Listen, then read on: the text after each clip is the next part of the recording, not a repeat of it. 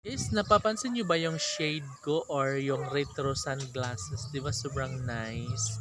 Lakas siyang makaano guys, relax, no? Um, wow.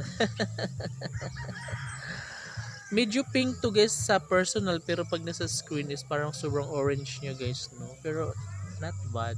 It's so good naman. 'Di ba? So, bumili pala ako nito guys. Dalawa ang kulay niya, dilaw at saka itong fuchsia pink. So, yung kahapon yung dilaw po 'yun.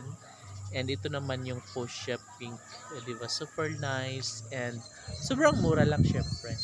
And yun nga guys, dito pa rin tayo sa taas no sa kabundukan. And as you can see, makikita nyo talaga ang kabukid-bukiran.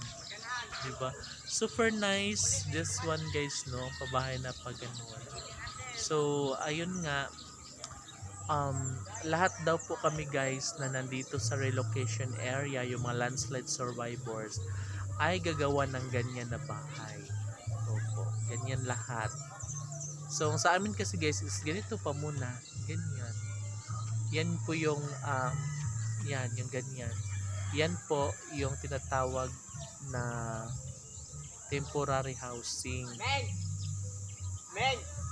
Tapos, ito namang isa, yung ganito, yun yung permanent housing, yung concrete na talaga siya.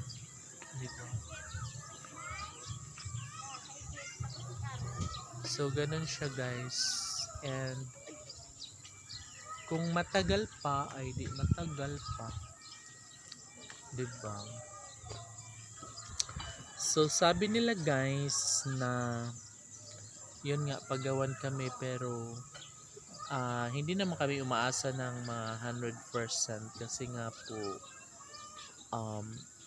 yeah, di ba matagal yun, di ba? And yung iba ang iba, syempre yung iba pa namin kapitbahay is ginagawan pa ng ganyan. So imagine guys, 4 years na kaming nakatira sa temporary housing. And yeah, okay naman siya guys.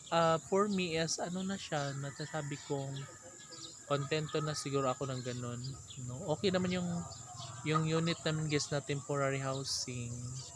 And yeah, kunting ano na lang tawag niyan, kunting ipaayos mo lang ba siya, ipa-tiles din ganun, okay na siya. And sa amin kasi guys, medyo malawak na doon kasi nilagyan namin ng extension. Pag ganito guys na bahay, wala siyang extension, bawal mag-extension. Sa amin kasi, merong tambayan talaga. Pero ito guys, maganda naman siya kung lagyan ng aircon.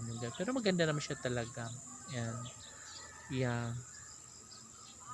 Kaya,